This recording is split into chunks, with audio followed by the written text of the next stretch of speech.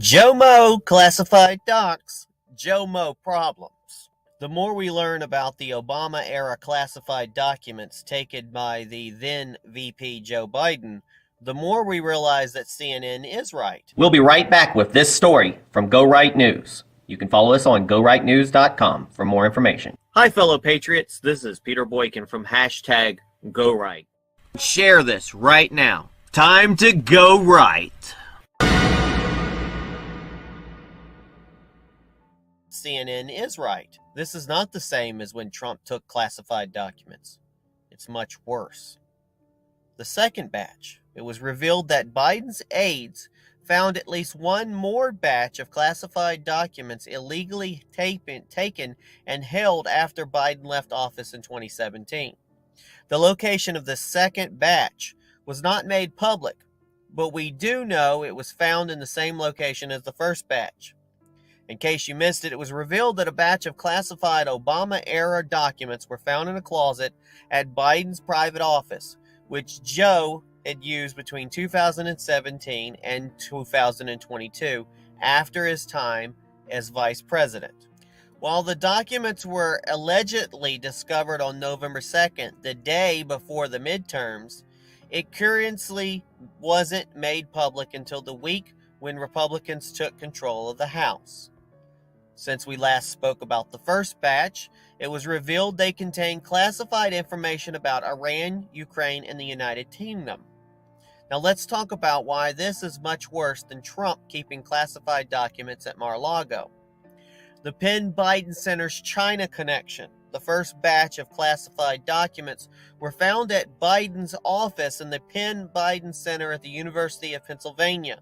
The university took over $54 million from Chinese donors between 2014 and 2019, and 30 million of those donations came after 2017 when Biden established the Penn Biden Center. This center has been described as a dark money revolving door nightmare where foreign competitors like China donated millions of dollars so they could have access to future high-ranking officials. What were classified documents doing there like this in the first place? Now, I'm reading behind the lines, and I don't know if this is true or not, but you got a location, some college location, where foreign nationals are paying lots of money. And then you have documents at this location, classified documents. So Biden's taking documents more than likely, leaving them at this college. People who have donated, these foreign nationals like China, are paying. They probably have access, and they just come in and look at these documents. Joe Biden is probably one of the most corrupt presidents or corrupt people in American history. One of. I'm sure there's worse.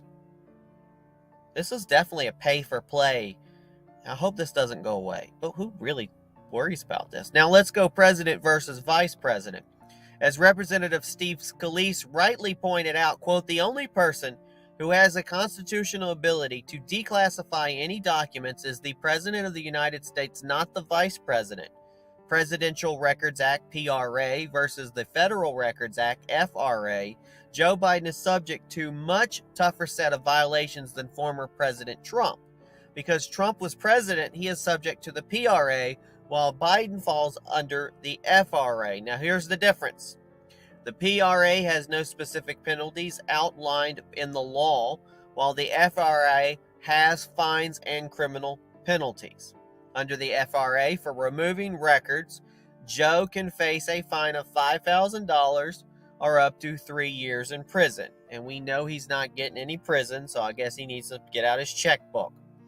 Under the FRA, if Joe destroyed any of these records, he can face additional fines up to 20 years in prison. It's not going to happen. To be clear, I do not expect Joe Biden's Department of Justice to charge him with anything. I'm just outlining the different sets of rules he and Trump face. Now, what's next? It's unclear whether there are more classified documents hidden among his offices and in homes. But if I had to guess, and I'd say this is not the last batch we'll hear about. If you want to go deeper and learn about corruption involving Joe Biden, Hunter Biden, and the Penn Biden Center, you should check out a piece of Natalie Winters at the War Room. The link to this is on our article at GoRightNews.com under this article. Also, the source of this is National Review, Daily Wire, and the New York Post, and you can see those article links as well on GoRightNews.com. Thanks for listening to Go Right with Peter Boykin. Please like this post, and please subscribe and follow and share this podcast to all your social media accounts, and visit GoRightNews.com for more Go Right News with Peter Boykin. If you like what you hear, help support the podcast by donating. The link to donate is on GoRightNews.com. Thank you for your support. Check out this news story and more on GoRightNews.com and the podcast hashtag Go Right with Peter Boykin. Go right and register to vote. Your vote matters, so vote. Go right and vote. Hashtag Go Right. Go right. Do right. Be right. Go right. Do right. Be right. Lead right. Think right. Vote right. Vote right. Think right. Lead right. Hashtag Go Right. It's time to join the Go Right movement. It is time to hashtag Go Right for America. Join us at GoRight.us and GoRightNews.com. It is time for the Great American Revival, and it is time to hashtag Go Right for America. Thanks again, everybody, for listening to this, and please share it everywhere. Again, this has been hashtag Go Right with Peter Boykin, a part of Go Right News.